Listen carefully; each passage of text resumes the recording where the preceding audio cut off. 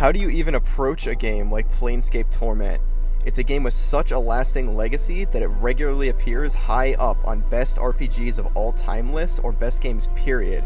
It's a game that upon discussing with those who've played it will shower it with praise and call upon its status among other games. It's also a game created by Black Isle Studios, creators of the original Fallout games. And it's also a game that I had never played before this video. When I finally sat down to fully commit myself to this game, I kind of hated it. Then I played it a second time and it really spoke to me. My experience with Planescape Torment instilled a deep and passionate ambivalence. There's very little middle ground when playing. It's either incredibly profound and transformative or maddeningly tedious and frustrating. There's a question that floats throughout Planescape that best demonstrates this dynamic. What can change the nature of a man? The game will offer you many weighty philosophical choices, but as it turns out, the correct answer is class choice. I played Planescape twice for this video. First playthrough was as a thief, and the second was as a mage. Never in my life have I played a game where class choice completely changes the experience of a game. I always default to a thief in these types of games, as I find them the most satisfying in combat. That was a huge mistake. In researching the game beforehand, I saw mentions of how playing Planescape as a mage is the only way to play, and brush it off as typical elitist nonsense about the complexity of the spell system. I should have listened to them. Playing as a mage is not just for the satisfaction of a really good list of spells. Planescape has stat checks for most of its more important story moments, and mage stats such as intelligence and wisdom are basically the only ones that matter in dialogue. Playing as a thief, you will miss roughly half the important conversations and story moments without the necessary skills to unlock them. You will constantly be forced into combat, and you will complete the game feeling hollow and that you did everything wrong and that you're stupid and bad at everything. Speaking of being forced into combat, it is unfortunately the weakest aspect of the game, and it's an aspect that's rarely spoken of in the game's legacy. After playing it for myself, it's easy to see why. It's a real-time with pause isometric RPG in the style of Baldur's Gate and Icewind Dale, which is good, it's fine, I like that style of combat. However, it's when it starts to feel like those games that Planescape is at its weakest. The game has significantly less combat than either. Icewind Dale is a dungeon crawler and has basically no story and all combat, and Baldur's Gate is split somewhere down the middle with a balance of combat and story. Planescape Torment is the polar opposite of Icewind Dale with very little combat, although still more than is really necessary. The combat in Planescape is less thrilling than either because of the small party size for a large portion of the game and the invulnerability of the main character, which can be exploited. However, its largest problem is still the ancient 2nd edition D&D rules that the game follows and how the combat doesn't gel with Planescape's pacing like it does with other Infinity Engine games. The 2nd edition rules are at their all-time most obnoxious in this game because you can't rest in dungeons like in similar games. This makes playing as a mage especially difficult because this is 2nd edition rules where spells only regenerate on rest. There is long stretches of the game with no areas to rest at all. This makes spells much more of a finite resource than they are in other games, and unfortunately has the side effect of making spell misses incredibly costly. Mages are also hamstrung by the fact that many later game enemies have incredibly high magic resistance, making them borderline useless against these types of enemies. The one saving grace of the combat is the sheer variety of spells, and that higher level spells have over-the-top animations pulled straight out of fighting games. It can be fun in brief intervals, but often the combat goes on for way too long and messes up the pacing of the story. Most isometric RPGs quickly shift between gameplay styles. A few minutes of exploration here, a few minutes of conversation there, and then a few minutes of combat to round it off. Planescape is split into exorbitant chunks of single gameplay style action. The first few hours of the game have very little to no combat through the mortuary and all the way through the hive. After you head underground to search for Farod is where you are forced into combat with dozens of rats and vargoyles at a time with no place to rest. It's especially frustrating because you'll likely only have 3 companions at this point, and Mort can't actually do any damage to the larger rats. The game sags in quality quite a bit through this section as there's very little dialogue or side quests to complete, and the amount of enemies gets annoying very quickly. There's a local spat between the Silent King, who controls the Dead Nations, a collection of sentient undead such as ghouls and zombies, and Many at One, the leader of the Cranium Rats. You have the option of assassinating the Silent King, but the conflict is not as interesting as what happens above in Sigil. Thankfully, it's after this section that the game really hits its stride in the lower wards and the clerk wards. I spent around 10 hours here without fighting a single person, with over a dozen interesting quests to complete. However, the game absolutely betrays most of its design principles in the next part of the game, and it remains the biggest sag in quality. Cursed is the next town you'll enter, and it has very little to offer compared to Sigil. The main interest in the game is recovering memories of the Nameless One's past. Throughout Sigil, there's memories and connections scattered all over the place that illuminate who the Nameless One was. Planescape's primary strength as a story is its focus on a smaller personal story over an ancient evil save the world plot or faction war that changes the fate of the known area. It's in Curse that the story stops being about the Nameless One and starts being about Trias, the diva who knows how to find your lost mortality. There are no memories to recover, and the town has only a couple of very brief side quests to complete. You also don't have the same amount of choice in quests, and the single multi-part quest in the region requires you to do some pretty morally questionable things without giving the player much of a choice in the matter. It's in the dungeon where Trias resides when Planescape commits its greatest sin of all, a shocking lack of choice and forced combat against human enemies. The game uses the excuse that Cursed is a town of liars to avoid even giving you an option to initiate dialogue with the guards in this area. My character was lawful good at this point, so it feels totally wrong for him to suddenly carve his way past about 50 cursed guards. This area is a slog, straight up. It and a certain dungeon I'll mention later on are the absolute worst parts of the game that stand in contrast to the rest of the game's genuine brilliance. However, the combat isn't what Planescape Torment is rightfully remembered for. It's the story, which I feel confident in saying is one of the best in the medium. I've been pretty critical of the game so far, and that's going to change here because I honestly don't have much to complain about when it comes to the story. It's not necessarily the story itself that's hugely impressive, although it still certainly is. It's the way it's told and the way it uses the medium of video games to its advantage that makes it so powerful. The way the game respects the player's intelligence and expects them to figure things out for themselves is something truly special and unique. I don't mean that the story is deliberately obtuse and abstract. Quite the opposite. Pretty much everything is clearly explained and the ending gives plenty of resolution. What I mean is that many of Planescape's greatest moments are optional and only discovered through careful exploration of both the environment and the dialogue system. One of the most important items in the game, one that you actually need for the main quest, is in a back room of the Civic Fest Hall for the Sensates Guild that you can easily miss if you were like me and just assumed the area was just for resting, or if you don't have high enough lockpick. Even important story details about the Nameless One's past are contained in totally optional areas and circumstances. Most RPGs are about gathering a party of ultimate heroes to save the world from an ancient evil. Planescape breaks this cliche. Instead, it's a game about gathering a ragtag group of misfits and outcasts on a journey to save yourself. Creative director Chris Avallone reflects on the concept of the game. There was two strong vision points we wanted to hit. One was, this was kind of personal to me, but over the years of game mastering and even working on the games at Interplay and playing computer role-playing games, I developed a list of things that I hated about RPGs. Just hated them. And I was like, okay, well, I want to take every single one of those cliches and just break them because I'm sick of them. Like, I don't want any dwarves, like, I don't want any elves, like, halflings can fucking jump off the cliff. I'm fucking sick of those guys. So that was one thing, although I tended to keep that to myself because, that hurts sales. Anyway, the other thing I tried to do was that we wanted to introduce a lot of reversals in Planescape, in the sense of, like, for example, you'd start on the death screen rather than ending on it. You don't really find out, quote-unquote, your name until the end of the game instead of choosing it first. Like, rats are some of the most dangerous things in Planescape. Like, all sorts of things we wanted to sort of take our RPG cliche and not only break them, but sort of turn them 180 degrees and try and present them in a new light. Like the undead in Planescape, we intentionally made those guys some of the most sympathetic guys in the game. And that was part of our design philosophy. Planescape Torment opens with the biggest video game storytelling trope in existence, amnesia. However, this isn't just a convenient excuse to have the player clueless of the world around them. It's the central thread of the entire story. The player character is the Nameless One, covered in scars and immortal. You have no memory of who you are or how you ended up on a slab in the mortuary.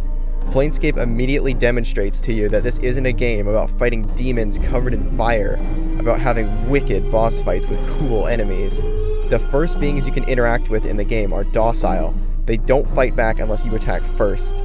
It makes it very clear that carving your way through zombies isn't the only option here, and that you should talk to and respect everything living in the game first before you begin attacking them.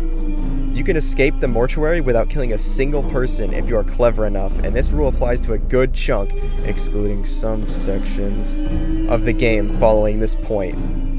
It's in the mortuary that you'll first interact with Planescape Torment's best mechanic, its excellent dialogue system. This is one of the very few games, along with the first two Fallouts, where dialogue conversations are actually possible to fail. Although I do think the first two Fallouts handled it better in some respects because it was very clear when an option would lead to combat or to shut down the conversation. Unfortunately, Planescape does not always do this perfectly, and sometimes just trying to ask questions can lead to irreversible consequences in the dialogue tree, without even picking anything deliberately antagonistic or trying to advance the conversation. This required a reload a few times throughout the game as I wanted to ask all of the questions from every character in the game, and it's a bit frustrating how some questions will lead to a point of no return for the other dialogue responses. But overall, it's great.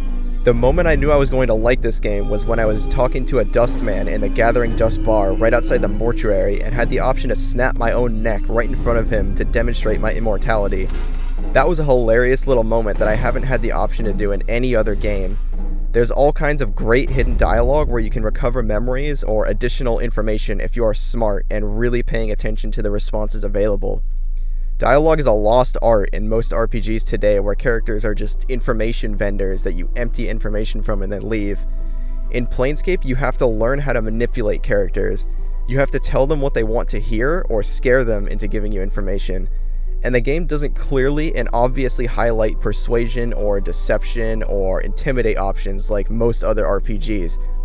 You have to read them, fully comprehend them, and then choose based on the desired effect of the conversation.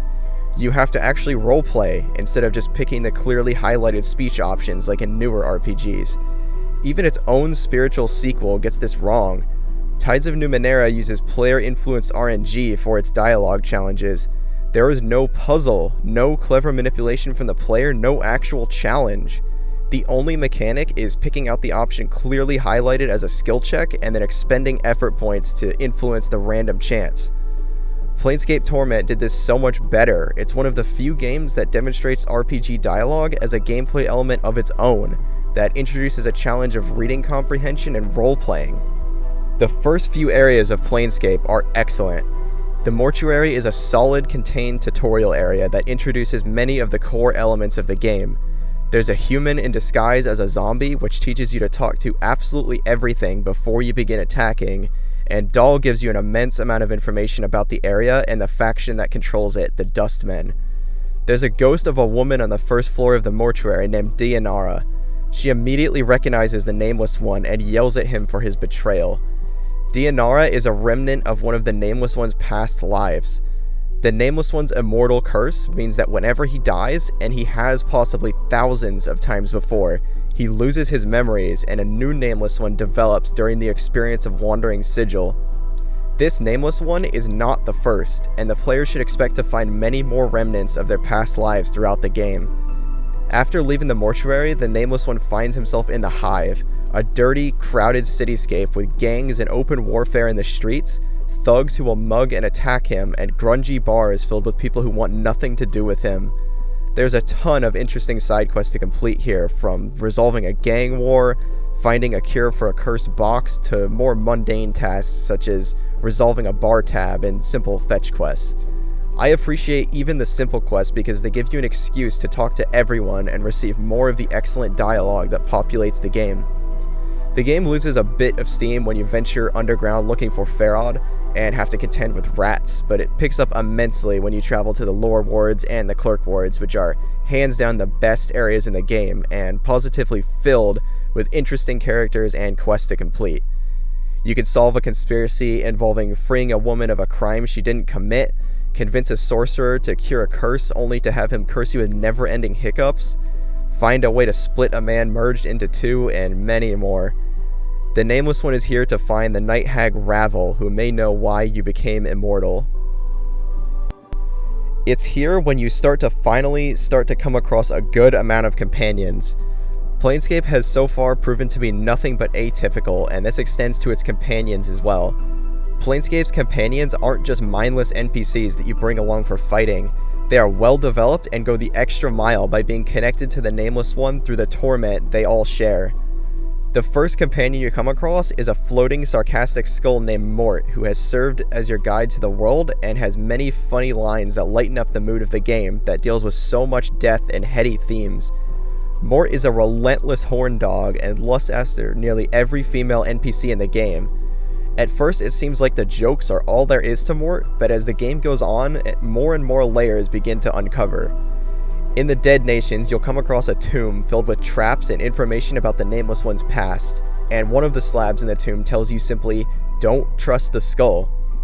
As soon as I saw that, for the rest of the game, I did begin to have doubts in the back of my mind about Mort's true intentions, which did a remarkable job of undercutting the trust in arguably your most reliable companion.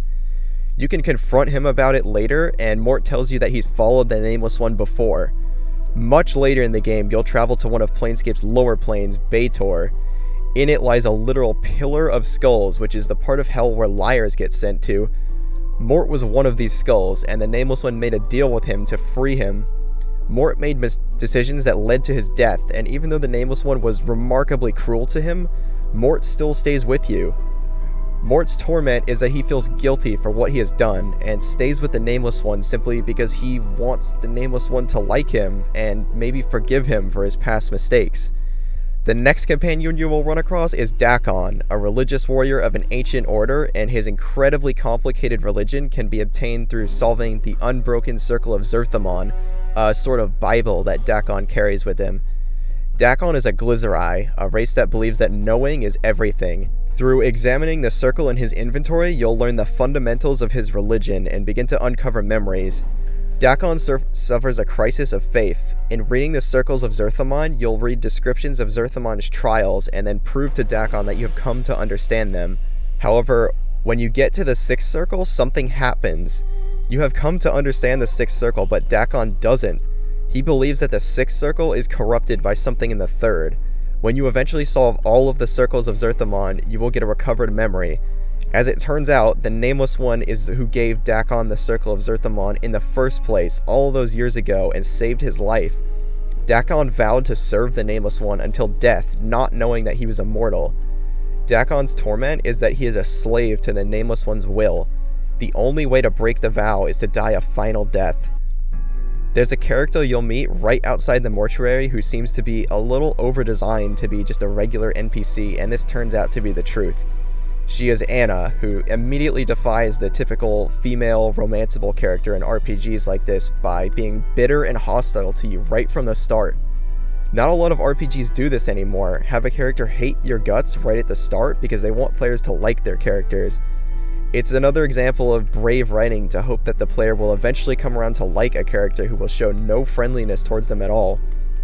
Anna's torment is a little awkward. She loves the Nameless One, but she is afraid to say anything about it. When Ravel is pointing out everyone's torment later in the game, Anna goes dead silent when it gets to her turn. That's when the player finally starts to understand. Maybe she spent a little too much time in Ragpicker's Square because look at him! But it's what happens. Eventually you can confront her with this and get a kiss out of it, but that's pretty much it. Not much else is brought up again until the very end of the game. Anna's a good character because of her unique dialogue and design, but she is a bit shallow when compared to the rest of Planescape's cast. It's a while before you get another companion, but the next one you'll probably come across is Fall from Grace, a succubus who rebelled against her nature by establishing a brothel for intellectual lust. She's a demon, a succubus technically, so the role the planes assigned her is to seduce men to their deaths. Fall from Grace's torment is the contradiction of her nature. She is continually understanding and sympathetic throughout the game, and shares a deep bond with the Nameless One through their shared torment. There is a sensory stone in the private sensatorium that contains the last memories of Dianara, the ghost that haunts you in the mortuary at the beginning, and one of your past incarnations. The experience in the stone is riveting. You are both Dianara and your past incarnation. This is the moment that led Dianara to her death, and the moment when the player truly comprehends the depth of their crimes. Your past incarnation manipulates Dianara so coldly and effectively that it breaks the Nameless One. He is reduced to tears, and Fall from Grace is the one to comfort him. Everyone in the party suffers their own torment, but Fall from Grace is the only one who suffers maybe even more than the Nameless One himself, because her torment is not something that can be fixed. It's not a regret or unspoken emotions that causes her torment, but her nature itself. Fall from Grace's brothel is filled with really, really interesting characters, all who have their own little quirks and even side quests to do. One of them can't speak and needs help getting her voice back. One of them is a fiend whose eyes will turn you to stone and requires a veil. Even some of the intellectual prostitutes are connected to the main story in surprising ways. I spent probably a couple hours in this area alone just talking to people and solving the numerous crisscrossing side quests. The next companion is a secret one that I did not find on my first playthrough. Nordum is a robot from the Mechanist plane who dual wields crossbows and is just a blast to recruit. Okay, I'm kidding. It's actually the worst part of the game and the one that severely dates the game more than it should. There's an item that you can buy in the clerk wards that turns out to be a portal cube. When shown to the other modrons in the area, the portal leads to the modron maze. It's a parody of dungeon crawls, which was maybe relevant in 1999, but is so far removed from anything even approaching relevant in 2018 that it completely loses its bite. It's also the worst kind of parody that's funny for about 30 seconds before it basically does the thing it's trying to make fun of with no actual satire. It's a giant maze of carbon copy rooms with overpowered enemies that has no actual story reason for existing besides to find Nordum. The only actual parody is the dialogue with the enemies in each room, which you will exhaust after just a few rooms. The joke is that, wow, isn't this never-ending maze of copied rooms tedious and annoying to play? I agree, so maybe don't actually make me play it. It's not a joke anymore when you are just making the player do the thing that's being lampooned. Nordum is a secret companion technically, so it's meant to be a joke that lands with the more hardcore players that inspect everything, but that doesn't excuse bad game design. In the clerk wards, you'll also find an item that'll allow you to recruit a companion you could have noticed before, Igneus, the burning man in the smoldering corpse bar. Igneus is deliberately a one-dimensional character. Flames and burning are all he knows because in the past, he burnt down an entire district of Sigil before being captured by the townspeople and set in permanent flame as punishment and then set up as a prop in the smoldering corpse bar for all eternity. When you ask him why he did it, he'll reveal that somebody trained him in the magic he now knows. That someone was you. The Nameless One trained him, and this is the only reason Igneus follows you at all instead of going on another killing spree. In a recovered memory, you see the moment Igneus became who he was, and the truth is hard to bear. Igneus was a meek, harmless young man when he became a supplement to one of the Nameless One's past incarnations.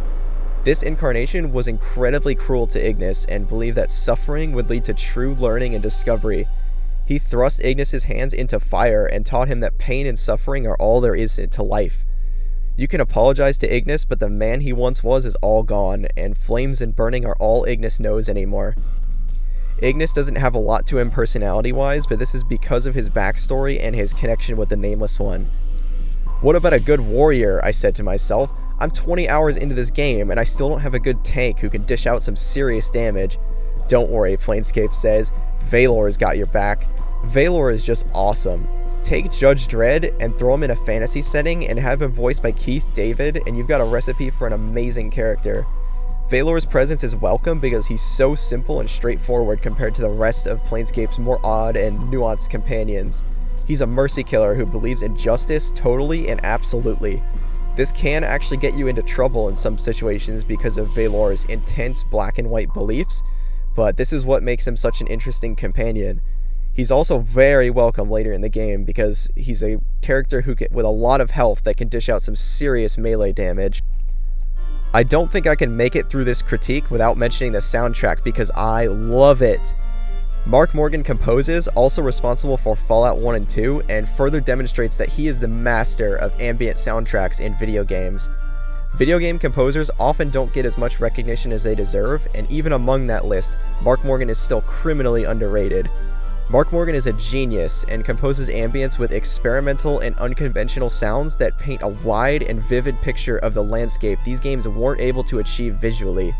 I thoroughly believe Mark Morgan's work on these types of games is the reason why they still hold up today and why they aren't completely forgotten and antiquated like similar games from just a few years prior. I was curious to see how he would handle a fantasy type setting, since the only other work I had heard from him was the haunting and moody post-apocalyptic soundtrack for Fallout, but he absolutely nailed it. Fall from Grace's theme, Dianara's theme, and the Civic Fest Hall theme are the highlights. Surprisingly, the best track in the game, the Civic Fest Hall theme, was composed by Richard Band, notable horror movie composer responsible for films such as Reanimator and From Beyond. Even with a notable contribution from Band, Morgan's footprint is unmistakable among the other tracks in the game and gives Planescape a real sense of culture and authenticity that the game's art just wasn't able to depict.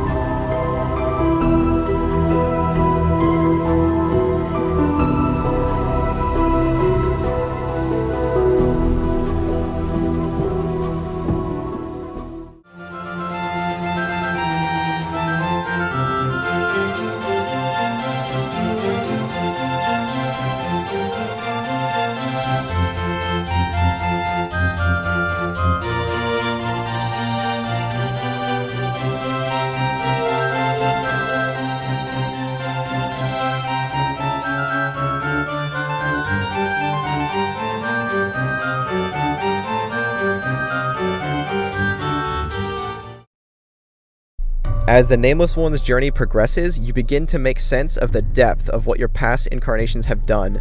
Some of the memories you recover demonstrate that your past self or selves have done horrible things. They are responsible for training Igneus, which led to him burning down an entire section of Sigil, for burning down the Advocate's legacies, for Dianara's death. In the Clerk Wards resides the ashes of a linguist named Finn.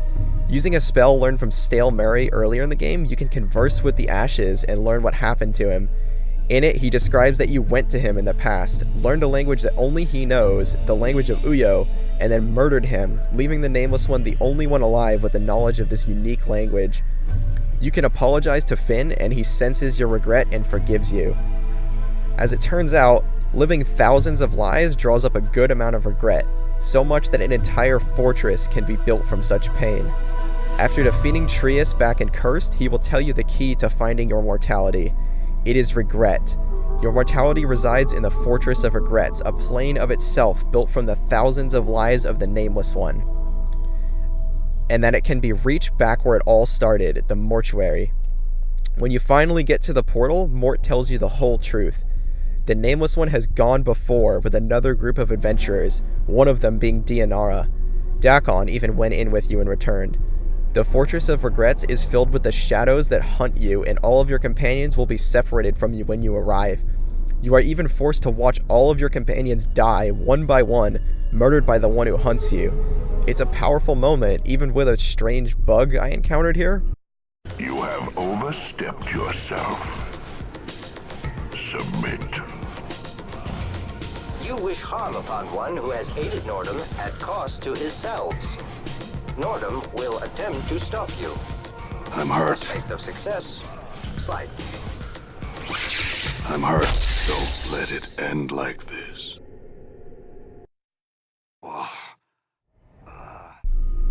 It's here where the last living incarnations of the Nameless One reside, trapped inside of a magic crystal that bounds them for all eternity. It's here that Planescape Torment transcends from a great game to a truly monumental and genre-defining experience. The 3 incarnations in the room are responsible for so much of what you have learned over the course of the game. The good incarnation turns out to be the original incarnation. He was the one who went to Ravel for the gift of immortality. If you press him on why, the answer is more simple than alluded to. The things he had done earned him a place in the worst place you can be sent to in the Planescape multiverse, to fight in the Blood War for all eternity. He was afraid of death. If you look at him now, though, it clearly says that he is the good incarnation. How can this be? It is regret that changed his nature. The regret of the cycle of forgetting and the regret of the thousands of lives of pain and suffering the cycle caused. The good incarnation has changed his nature and willingly gives the player his memories in essence by being absorbed.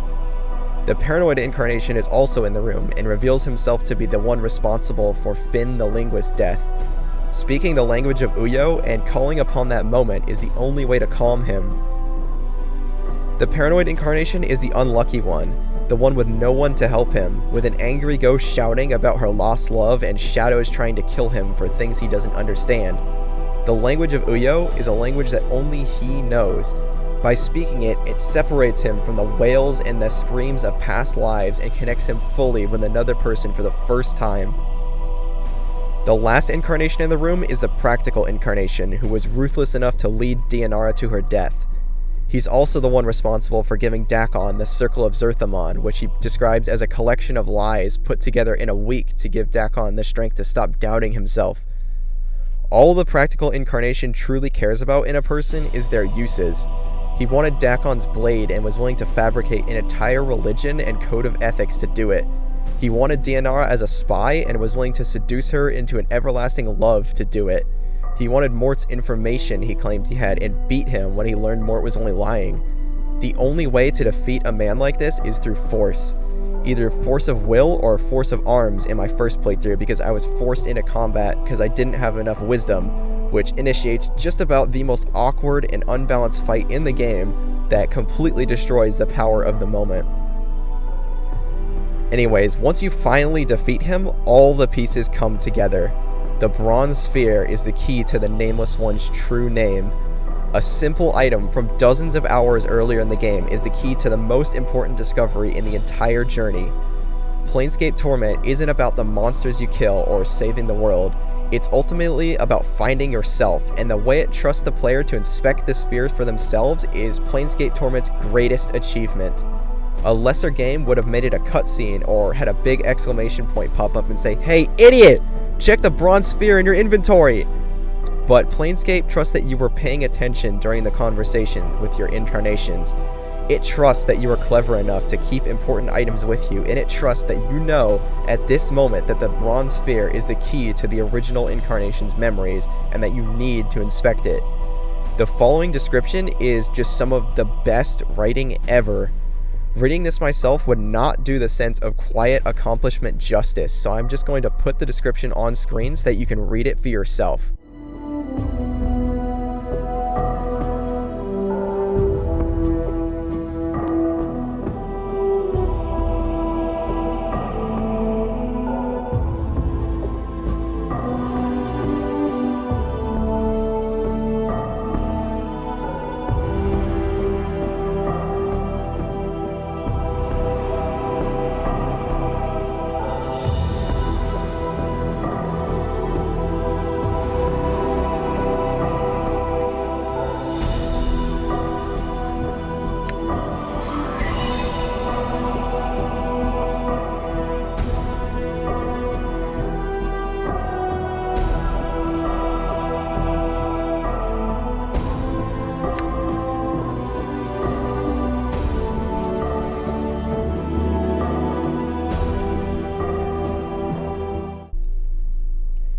You are granted 2 million XP for learning your true name, higher than anything else in the game.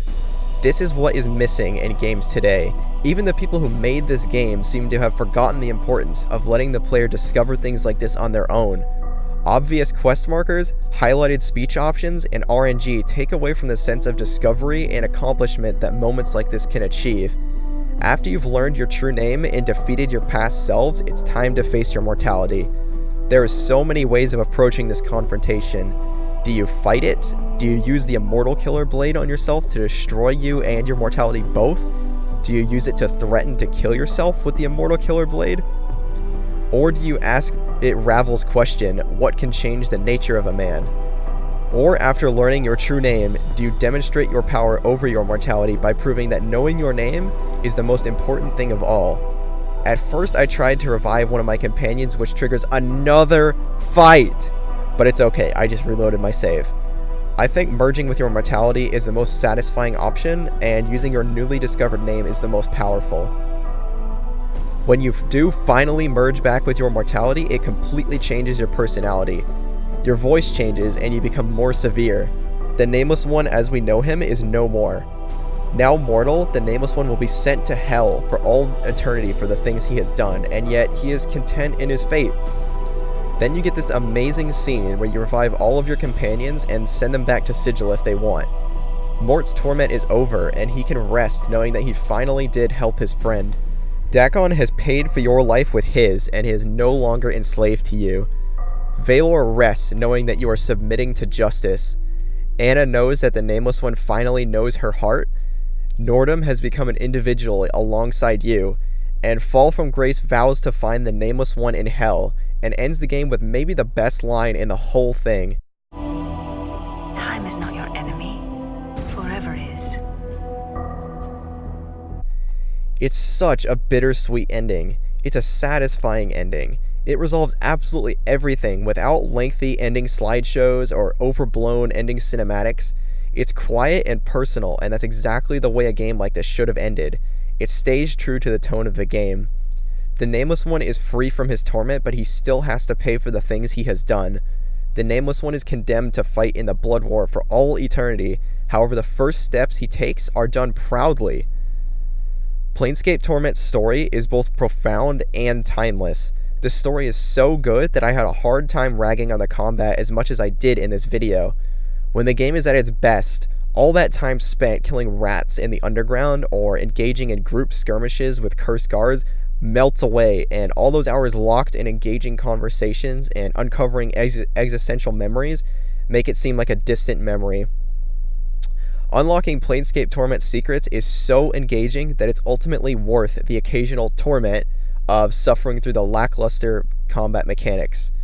And I have to admit now that those lists of best RPGs are kind of right. I've never played another game with a better dialogue system and the writing quality to match it.